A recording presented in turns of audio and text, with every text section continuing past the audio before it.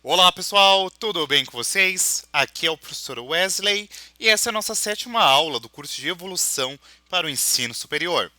Hoje nós discutiremos aqui acerca dos fatores microevolutivos, definindo aí alguns aspectos muito importantes para além da questão do equilíbrio de Heisenberg. Portanto, os nossos objetivos é revisitar novamente o conceito de como ocorre a evolução, entender o que são os fatores microevolutivos, entendendo aí minuciosamente quais são os principais fatores que estão atrelados com a microevolução. Então, nessa aula nós comentaremos, por exemplo, sobre endogamia, deriva genética, fluxo gênico, e na próxima aula nós comentaremos em específico sobre a seleção natural. Beleza? Vamos lá? Bem, de antemão, a gente havia comentado que o mecanismo evolutivo ele foi muito bem descrito e elucidado aqui por Darwin de maneira extremamente brilhante, no sentido de que Darwin nos propôs que os indivíduos apresentam semelhanças, mas também apresentam aí algumas características que os diferem, e nesse sentido as diferenças entre os indivíduos de uma população podem conferir a eles o menor ou maior fitness, né? De maneira a qual a interação entre esses indivíduos gera a seleção natural. Então, pensando-se que os indivíduos são diferentes e eles precisam lutar para sobreviver, nós chegamos aí que as características dos indivíduos aí sobreviventes tendem a aumentar na população. Ou seja, Darwin nos traz que os indivíduos com maior aptidão para um determinado ambiente, para um determinado contexto aí, temporal e com determinadas pressões, vai ser decisivo para que essas características consigam se perpetuar ao longo das gerações. Claro que, como eu falei para vocês, em cada geração o jogo muda e uma determinada característica que a princípio podia ser extremamente vantajosa, no outro contexto pode não ser, tá? Entretanto, é importante nós trazermos que a teoria evolutiva proposta por Darwin não explicava tudo. E aí, quais são as lacunas que a gente tem? Como que surgem as variações? Como que essas novas variações não se diluem com os acasalamentos? Por exemplo, como especificamente as características eram passadas de uma geração para outra? Como que surgem as espécies e etc. Todas essas questões em específico aqui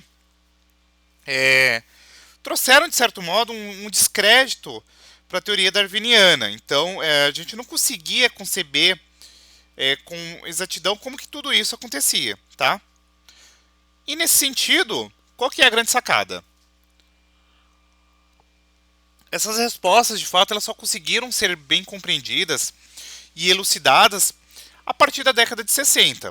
Haja vista que, como eu falei para vocês lá na nossa primeira aula do curso de evolução, na década de 60 a gente tem aqui a evolução de ferramentas moleculares, então o avanço aqui da biologia molecular, a compreensão do DNA, o resgate das teorias trazidas aí na teoria genética mendeliana, abrem agora portas para que a gente consiga compreender o processo evolutivo e aí, dentro da biologia evolutiva, cria-se agora o campo de microevolução. E a microevolução, como nós comentamos na nossa sexta aula, ela basicamente vai abarcar aqui todas as mudanças das frequências alélicas e as possíveis combinações ao longo das gerações aí em determinadas populações ou nas populações, né? E nesse sentido, as combinações dos alelos aqui envolvem tanto genótipos quanto haplotipos, né? E é importante nós atentarmos que cada fator que influencia a mudança das frequências alélicas vai ser denominado como fator microevolutivo. Eu havia exposto para vocês, muito simplificadamente, na nossa aula anterior, quais eram os fatores microevolutivos. Mas nessa aula agora, gurizada, a gente vai destrinchar aí 3 dos 4 fatores microevolutivos. Então vamos lá. O que a gente precisa entender? Para que a evolução ocorra, a gente precisa com que haja uma ruptura do equilíbrio, de maneira a qual, uma situação na qual você tem um equilíbrio de Heisenberg, você pode, por consequência, dizer que não ocorrem mudanças e, por consequência, não há evolução, certo? No entanto, como eu falei aí anteriormente, todos os fatores que quebram esse equilíbrio e promovem a evolução serão denominados como fatores microevolutivos. E os fatores microevolutivos, gurizadas, são simplificamente as mutações, os acasalamentos não aleatórios, que é o caso da endogamia, a deriva gênica, fluxo gênico e a seleção natural. Então vamos lá? Bem, o primeiro fator que eu quero trazer a vocês aqui é a endogamia, que é a não aleatoriedade no encontro dos gametas. Isso pode acontecer em decorrência de três fatores, que são eles: a estratificação da população, os seus casamentos preferenciais e a consanguinidade. Aí você deve estar se perguntando, pô, mas como assim esse lance de não aleatoriedade? Então vamos lá. Bem, a estratificação ela pode ser subentendida como uma situação na qual você tem membros de subgrupos que se tornam mais comuns do que os membros de outros grupos. Então, em uma determinada situação, você pode ter aqui subgrupos e aí você vai ter acasalamentos de certo modo preferenciais, tá? E aí o acasalamento preferencial é justamente a escolha do parceiro baseando-se em características de interesse. E elas podem ser características positivas ou negativas. O que significa isso aqui? Quando ela é uma positiva, o parceiro procura características similares à sua, e negativa é uma situação na qual o parceiro vai procurar características opostas às suas. E aí o terceiro fator associado aqui com a endogamia é a consanguinidade, que é uma situação na qual agora você tem acasalamento entre parentes. Esse evento ele pode ser um evento voluntário, como por exemplo estrutura de haréns, ou plantas que favorecem aqui o processo de autofecundação. No entanto, pode ser um fenômeno involuntário, ou seja, uma situação na qual você tem uma população reduzida a poucos indivíduos, e aí esses indivíduos precisam se acasalar entre si. Ou numa situação na qual você tem uma população recém-fundadas e ela apresenta poucos indivíduos, tá bom? Além disso, o que a gente precisa entender aqui acerca da endogamia? Que existe aqui algumas consequências que a gente precisa discorrer. Primeiro, quando a gente pensa em endogamia, a gente tem um aumento, um favorecimento de formar indivíduos homozigotos, tá? E se existem alelos recessivos aí para algum distúrbio, eles podem se encontrar e por consequência daqui se manifestam os indivíduos. Então, isso daqui inclusive é uma explicação muito importante para quando a gente pensa em alguns eventos aqui em casamentos consanguíneos, ou seja, quando você tem casamento entre primos é muito mais propenso com que haja aqui a manifestação de determinadas alterações, alguns distúrbios aqui recessivos, tá? E acrescido a isso, é importante ainda trazer para vocês que quando a gente pensa em seleção natural, isso acaba por acelerar a eliminação de alelos que se manifestam apenas em homozigose recessiva.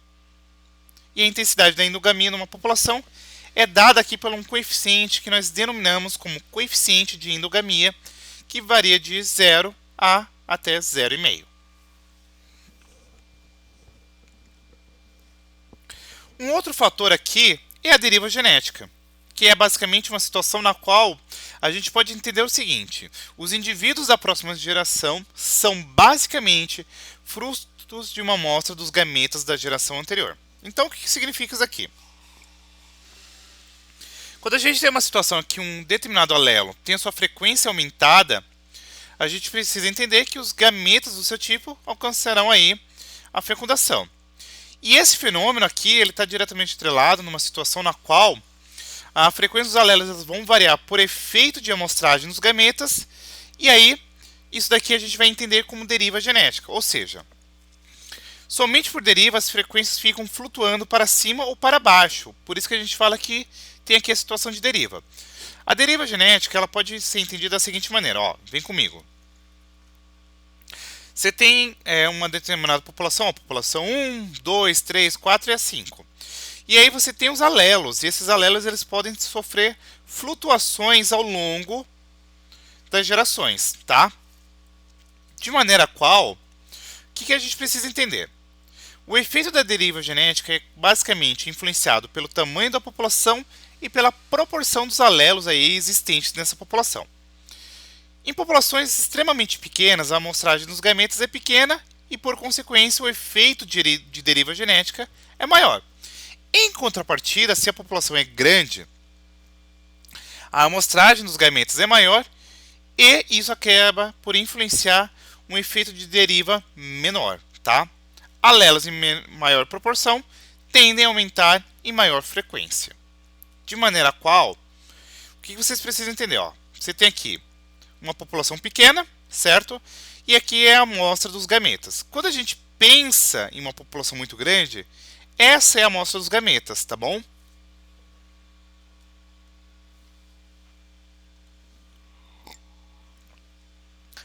E já que a gente comentou acerca da consequência da endogamia, é importante nós se atentarmos aqui acerca das consequências da deriva genética. Primeiro, a deriva ela tende a fixar um dos alelos aqui, e a fixação desses alelos leva a uma maior perda de diversidade gênica. E a perda de diversidade gênica por deriva pode ser estimada pela diminuição da heterozigosidade, ou seja, quanto menor for o número de indivíduos heterozigotos, menor é a diversidade que você encontra aqui dentro da população. Beleza? Dito isto, a gente ainda precisa entender que existem alguns casos aqui acerca da deriva genética que eu preciso trazer para vocês. O primeiro é o efeito fundador, que é uma situação na qual você tem a formação de uma nova população por poucos indivíduos de uma população original, ou seja, ó, você tem essa população aqui e você forma uma nova população. E a gente pode ter a situação também denominada como efeito gargalo, que é uma situação na qual você tem uma população que tem uma queda brusca no seu tamanho populacional. Além disso, a gente precisa entender aqui as mutações gênicas. As mutações são basicamente o principal motor da variação genética e novos alelos só surgem mediante mutações gênicas. Um aspecto muito importante a ser trazido aqui a vocês é que, como eu falei anteriormente, mutações são eventos aleatórios que acontecem no material genético e são o principal motor aí para o aumento da biodiversidade.